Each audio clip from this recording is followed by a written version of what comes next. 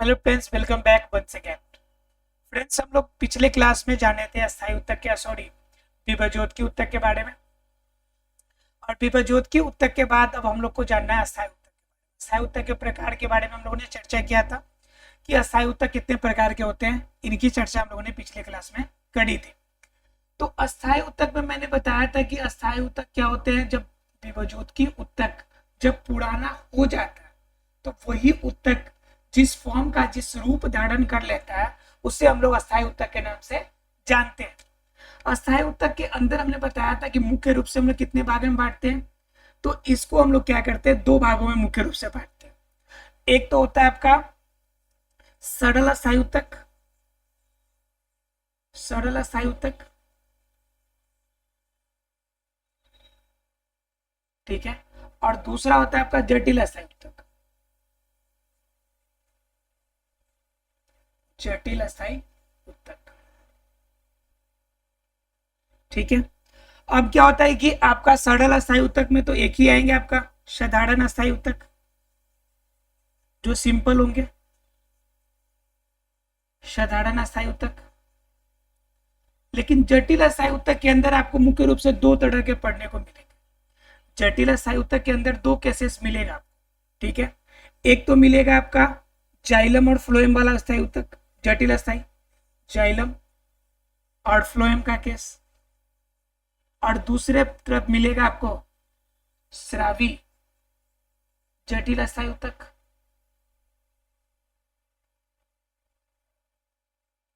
ठीक है। तो इस तरह से देखा जाए तो सीधे शब्दों में क्या है, तो कुल मिलाकर हमें तीन प्रकार के आपको पढ़ने को मिलेगा कि अस्थायी उत्तक तीन तरह के होंगे। साधारण होंगे, स्रावी होंगे, और आपका तीसरा क्या होगा, जाइलम और फ्लोएम होगा। या सिंपल शब्दों में कहें कि जटिल का मुख्य भाग, ये जटिल होंगे।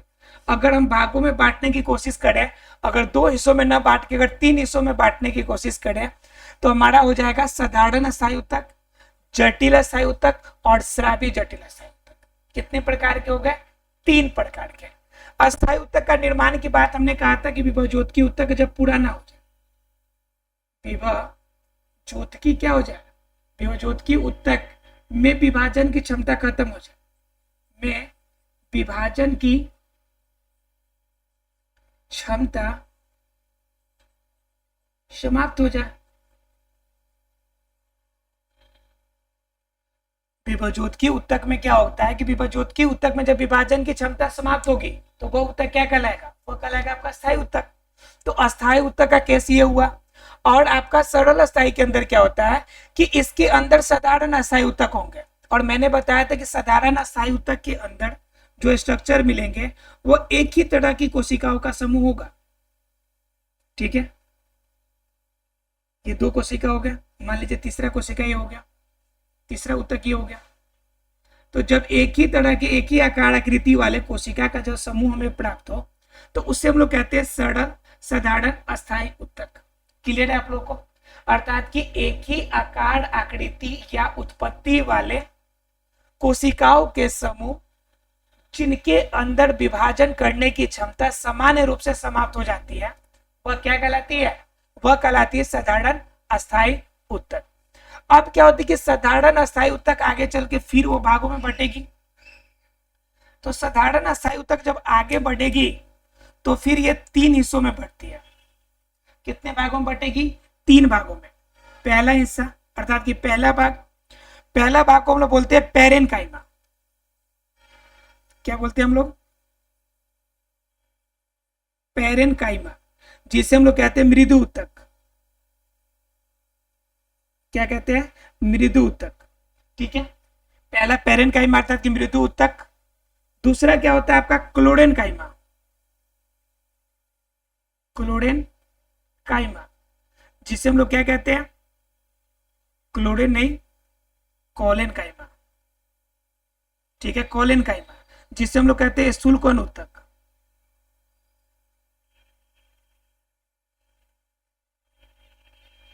ठीक है। और तीसरा होता है आपका एस्कोलेनकाइमा, एस्कोलेनकाइमा,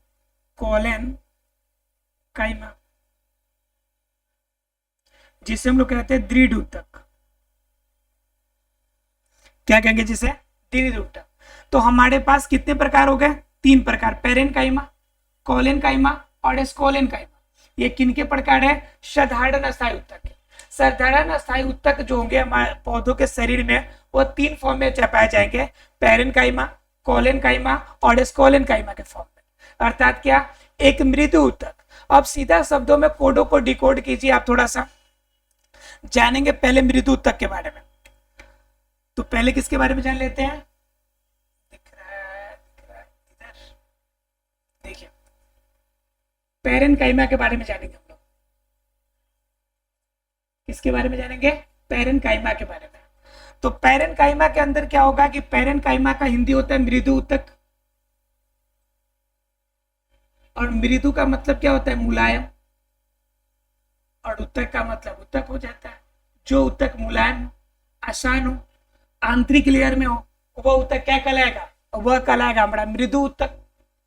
तो मृदु ऊतक की अगर हम कोशिकाओं की बात करें, इनकी कोशिका की बात करें, तो कोशिका का आकार कैसा होगा, कोशिका का आकार कैसा होगा, इसके अंदर त्रिभुज का आकार का, ठीक है, आपका या फिर बहुभुज का, सीधा कह लीजिए कि आप बहुभुज का आकार का होगा। क्यों, क्योंकि इसमें कुछ गोलाकार भी मिलेंगे हमें, ठीक है। तो ये किसी भी आकार का हो सकता है, इसलिए कहा जाता है त्रिभुज, बहुभुज या फिर गोलाकार आकार का यह कोशिका होगा। सबसे खास बात इसमें यह होती है कि ये कोशिकाएं जीवित अवस्था में रहती है। ये कोशिकाएं क्या रहती है, जीवित अवस्था में रहती है। यानी जब तक यह मृदु ऊतक के पास रहेगा, यह जीवित अवस्था में रहेगा। भले अपनी संख्या में ज्यादा वृद्धि न करे, लेकिन फिर भी किस अवस्था में रहेगा, जीवित अवस्था में रहेगा। कुछ क्या होते हैं कि कुछ जब आपके मृदु ऊतक बिल्कुल कोमल या जब नए तना निकलते हैं, तो उस नए तना के अंदर जब मृदु ऊतक होता है, तो कभी कभी उसके अंदर क्लोरोफिल भी पाया जाता है। क्या पाया जाता है जी, क्लोरोफिल भी पाया जाता है। जब इसके अंदर क्लोरोफिल पाया जाता है, तब हम इसे क्या कहते हैं, जब इसके अंदर क्लोरोफिल पाया जाएगा तब हम इसे कहते हैं कि यह हरित मृदु ऊतक है। क्या आपका, हरित मृदु ऊतक, यानी हरित मृदु ऊतक है। दूसरे केस की बात करें कि यह हरित अवस्था में रहेगा, क्लोरोफिल रहेगा, तो हरित मृदु ऊतक होगा। और क्या होता है कि इनकी जो कोशिकाएं होती हैं, इन कोशिकाओं के बीच में स्पेस थोड़ा ज्यादा होता है, तो हम कह सकते हैं कि इनके अंदर अंतर कोशिकीय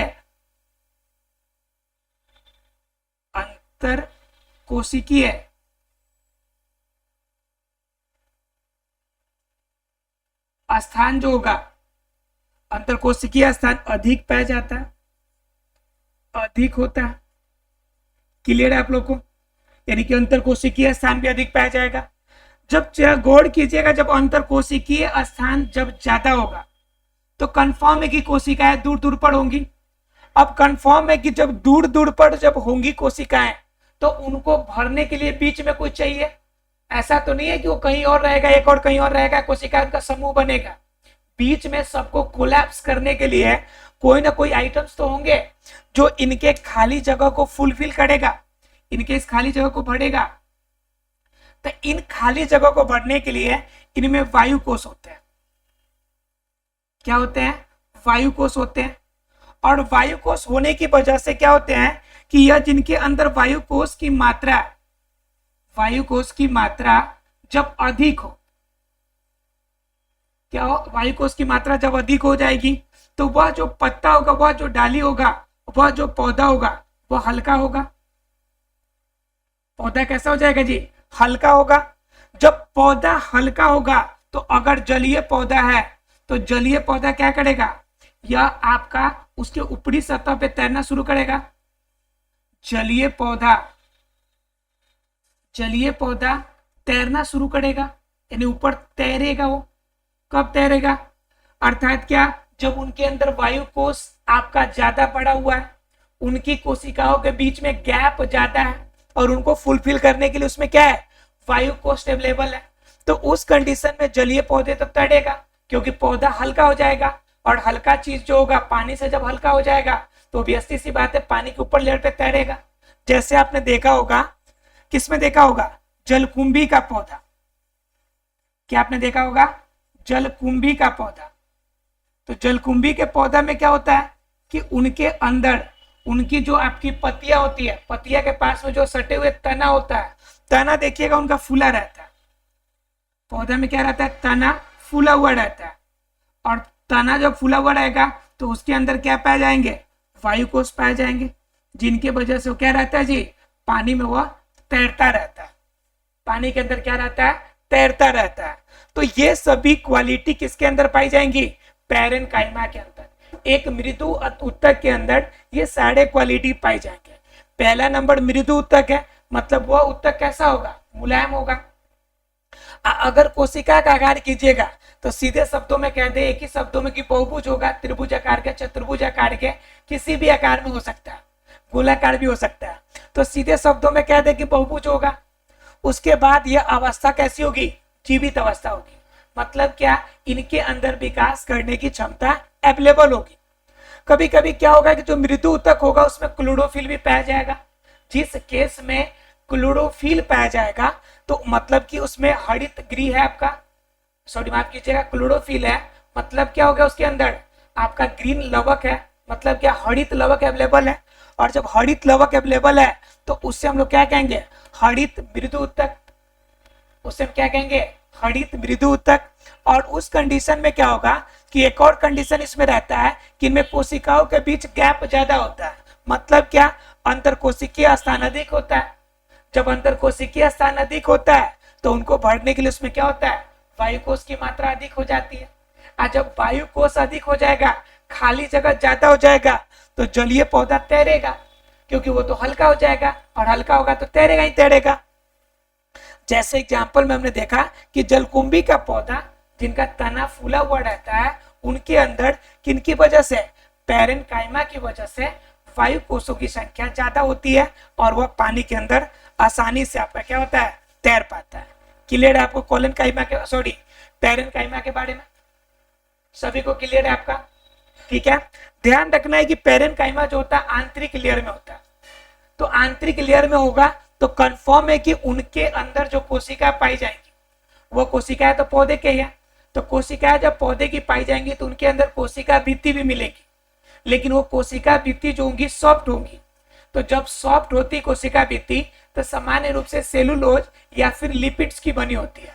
किसकी बनी रहती है, सेलुलोज की। कभी कभी एग्जाम में क्वेश्चन पूछ देता है कि इसकी कोशिका भित्ति किसकी बनी होगी, तो सेलुलोज की बनी होती है। क्लियर। तो ये हो गया आपके किसके बारे में, मृदु उत्तक के बारे में। अगर मृदु उत्तक अर्थात पैरेनकाइमा क्लियर है, तब जानेंगे हम लोग कोलेनकाइमा के बारे में। किसके बारे में जानेंगे हम लोग, कोलेनकाइमा के बारे में। चलिए जानते हैं कोलेनकाइमा क्या कहता है।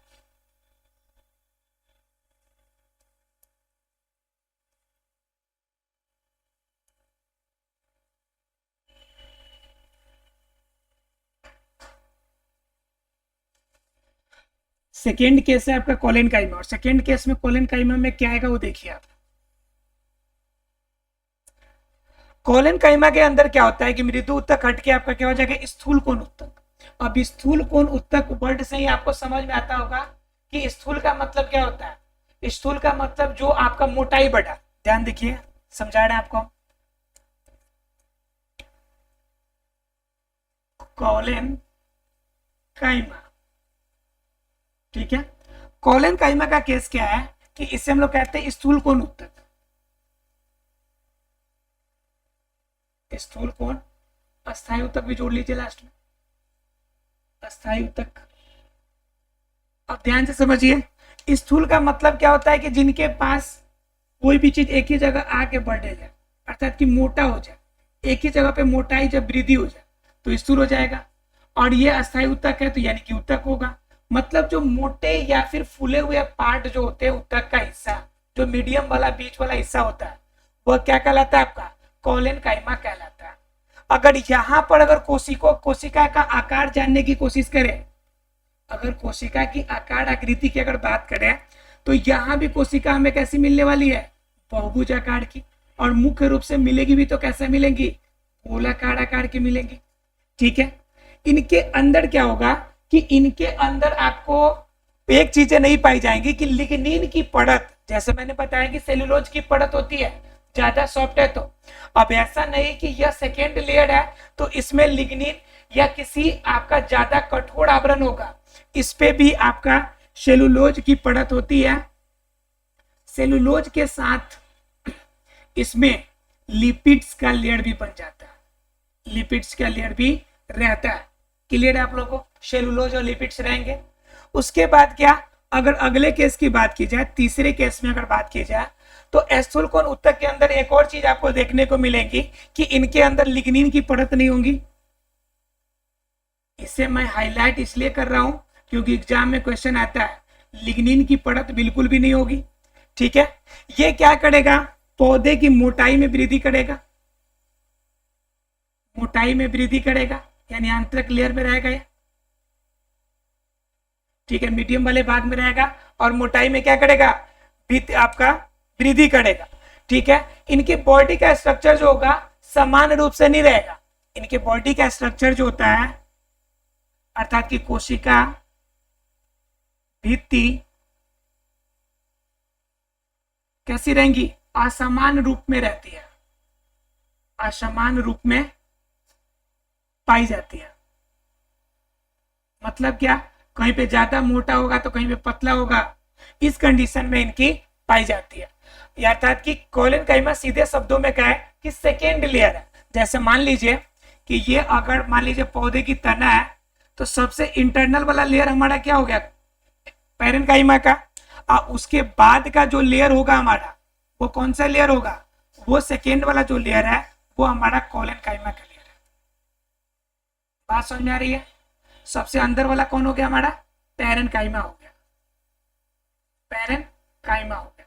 क्लियर है आप लोग को, अर्थात कि बीच का लेयर जो है कोलेन, आपका कोलेनकाइमा कहलाता है। क्लियर है आप लोग को, तो कोलेनकाइमा में ये हो गया आपका। और एक आखिरी आपका बच जाता है कौन, एस्क्लोडेनकाइमा, कि एस्कोलेनकाइमा के अंतर्गत क्या आएगा। तो ध्यान रखिए, जब एस्कोलेनकाइमा सबसे बाहरी स्तर में आएगा, तो बाहरी स्तर में आएगा मतलब क्या, जो भाई सबसे बड़ा होगा, दुनिया की सारी प्रॉब्लम उसे पहले सॉल्व करना पड़ेगा। सारी प्रॉब्लम का सामना कौन करेगा, एस्क्लोडेनकाइमा करेगा। जब सारी प्रॉब्लम का सामना ये करेगा तो इनके पास थोड़ा सा पावर भी ज्यादा चाहिए।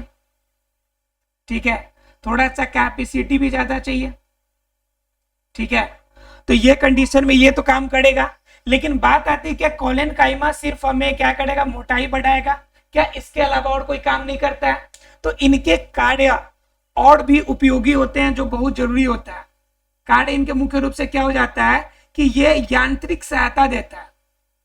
पौधा जितना बड़ा होगा तो उनकी यांत्रिक सहायता देने का काम किसका होगा, यांत्रिक सहायता मुख्य रूप से कोलेनकाइमा देता है। वैसे एक आपको फतेह की बात बताऊं मैं, कि आपको एग्जाम में अगर क्वेश्चन पौधे के किसी भी कोशिका किसी भी उत्तक से क्वेश्चन आए, एग्जाम में आपको उसका कार्य नहीं याद है, दिमाग पे आपने पूरा जोर दे लिया, कुछ भी समझ नहीं आ रहा, कुछ भी दिमाग काम नहीं कर रहा, तो उस कंडीशन के लिए यह आपके लिए ट्रिक होगा कि उस कंडीशन में उनका कार्य आप क्या बताएंगे, तो यांत्रिक सहायता देना। ठीक है, क्योंकि यांत्रिक सहायता लगभग सभी भागों में देगा। जैसे मान लीजिए आप अपने बॉडी स्ट्रक्चर का बात कीजिए, तो आपके बॉडी में किसी अंग का, जैसे मान लीजिए कि आपके हाथ का क्या काम, मेनली हाथ का काम तो पकड़ना है, वजन उठाना है, बॉडी को बैलेंस करना है। ठीक है, तो वह काम है। लेकिन अगर ये भी नहीं पता हो तो क्या कहेंगे कि बॉडी को किसी न किसी रूप में इंटरनली मैकेनिकली तो ये फायदा दे ही रहा है ना, तो उस कंडीशन में आप यांत्रिक सहायता इसे भी कह सकते हैं। तो ध्यान रखिएगा, अगर कुछ भी ना पता हो तो इसका इस्तेमाल कीजिएगा, अगर पता हो तो जो सही है उसका इस्तेमाल कीजिएगा। ये नहीं कि अब एक ट्रिक मैंने बता दिया तो हर जगह पे आप इसका इस्तेमाल कर लीजिएगा। ठीक है, दूसरा इसका फायदा क्या होता है कि यह पौधे को लचीलापन देता है। पौधे के अंदर क्या देता है, लचीलापन देता है, जिनके वजह से तना झुकती है, जिनकी वजह से डालियां झुकती हैं फिर भी नहीं टूटती। किनकी वजह से, कोलेनकाइमा की वजह से। यह क्या करता है, इसे लचीला बनाता है। मतलब कि ज्यादा फ्लेक्सिबल बनाते हैं। ठीक है। तीसरे अगर फायदे की बात कीजिएगा तो कभी कभी क्या होता है कि कोलेन काइमा के अंदर क्लोरोफिल की मात्रा भी पाई जाती है। किसकी मात्रा पाई जाती है? क्लोरोफिल की मात्रा भी पाई जाती है।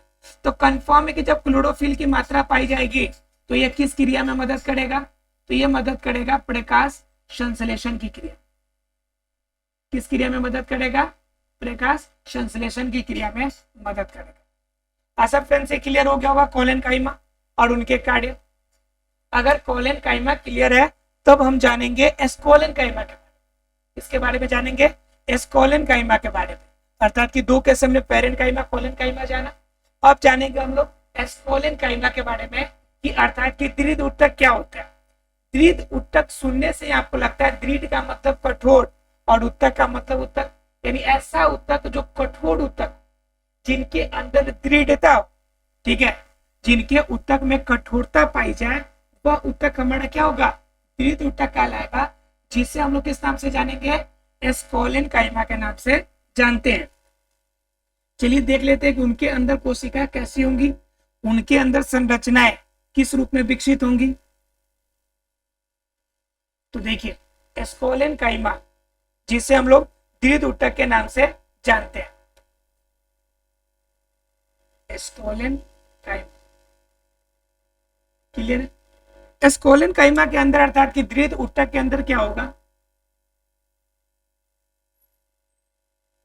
दृढ़ ऊतक, इसमें क्या होगा कि इनकी सबसे बड़ी बात होगी कि जो इनकी कोशिकाएं होंगी, कोशिकाएं इनकी दृढ़ मतलब क्या? कठोर आवरण, कठोर आवरण वाली। अब कठोर आवरण वाली का मतलब क्या? मतलब क्या कि इनकी कोशिकाओं के, यानी कोशिका जो भित्ति होगी, कोशिकाओं के सबसे बाहरी कवर कोशिका भित्ति में लिग्निन की मोटी परत होती है। किसकी परत होती है? लिग्निन की मोटी परत होती है। लिग्निन की मोटी परत होगी। दो केस। तीसरा केस क्या होगा कि ये पौधे के अंदर क्या होगा कि दृढ़ ऊतक आपका, दृढ़ ऊतक बनाने के लिए मतलब दृढ़ कोशिकाएं आपको देगा। लेकिन अगर वास्तव में इनकी कोशिकाओं के आकार की बात की जाए तो इनकी आकार मुख्य रूप से लंबी होती है, शंकरी होती है, मतलब कि पतली सी नली के समान, अर्थात कि नली के समान होती है। और सामान्य रूप से अगर इनकी बात की जाए तो ये जीवित अवस्था में नहीं पाई जाती है, मृत कोशिकाएं होती है। सामान्य रूप से कोशिकाएं कैसी होंगी? मृत कोशिकाएं। हमने दो केस में जाने थे कि पैरेन्काइमा और एस्कोलेन काइमा में जीवित कोशिकाएं थी, लेकिन दृढ़ ऊतक वाला में जो कोशिकाएं होंगी किस अवस्था में पाई जाएंगी? मृत अवस्था में पाई जाएंगी। ठीक है। और इनका मुख्य काम क्या होगा? तो मुख्य काम इनका अगर बात करें, मुख्य अगर कार्य की बात करें तो मुख्य कार्य क्या होगा? एक तो कॉमन होगा सबके लिए, यांत्रिक सहायता, यांत्रिक सहायता सबके लिए कॉमन, तो बेचारे इसके लिए भी कॉमन हो जाएगा। सहायता तो ये भी करेगा, बाहरी रूप में करे, आंतरिक रूप में करे, लेकिन सहायता तो ये भी करेगा, तो यांत्रिक सहायता देगा। दूसरा बेनिफिट क्या देगा ये कि एस्कोलेन काइमा अर्थात दृढ़ ऊतक जो है वो एक और बेनिफिट देगा। और एक और बेनिफिट क्या देगा कि यह पौधे को बाहरी आघातों से बचाने का काम करता है, बाहरी आघातों से बचाता है। दो फायदे हो गए। तीसरा आपका क्या होगा? जो पौधों का अपशिष्ट पार्ट होता है, यानी पौधों के अंदर जो अपशिष्ट हिस्सा जो बाहर निकलेगा, अपशिष्ट भागों को बाहर निकालने में मदद करता है, बाहर निकालने में मदद करता है। जैसे क्या? रेजिन हो गया, गोंद, सुने आप, गोंद। इस गोंद वगैरह निकलने वाला भाग कहां से निकलता है? आपका एस्कोलेन काइमा अर्थात कि बाहरी हिस्से से ये अवशिष्ट पदार्थ शरीर से बाहर निकलते हैं। ठीक है। अब क्या होता है कि एस्कोलेन काइमा की अगर हम आकार आकृति की अगर बात करें तो आकार आकृति के हिसाब से भी क्या होते हैं? इनके कुछ प्रकार होते हैं, कुछ अलग अलग रूप में हम लोग जानते हैं कि इनके आकार पाए जाते हैं। सबसे बड़ी चीज एक और चीज है आपकी कि इनमें आपको ध्यान रखना है कि जैसे मैंने आपको बताया मृदु ऊतक के अंदर, कि मृदु ऊतक के अंदर आपका अंतरकोशिकीय स्थान ज्यादा पाया जाता है, इनके अंदर जो अगर बात करें हम पांचवें केस की बात, तो इनके अंदर अंतरकोशिकीय स्थान नहीं मिलेगा, अंदर कोशिकीय स्थान नहीं पाया जाता। जब अंतरकोशिकीय स्थान नहीं पाया जाएगा तो हार्ड बॉन्ड हो जाएगा, ये क्या हो जाएगा, हार्ड बॉन्ड हो जाएगा, अर्थात कि बाहरी रूप से पूरी तरह से क्या होगा, पैक्ड हो जाएगा, जिनके वजह से आपका पौधे का जो छाल होता है बाहरी रूप में आपने देखा होगा इस रूप में आपका ये पाया जाता है। ठीक है, इसके अलावा इनके कार्य की बात कीजिएगा तो कार्य तो मैंने आपको बता ही दिया।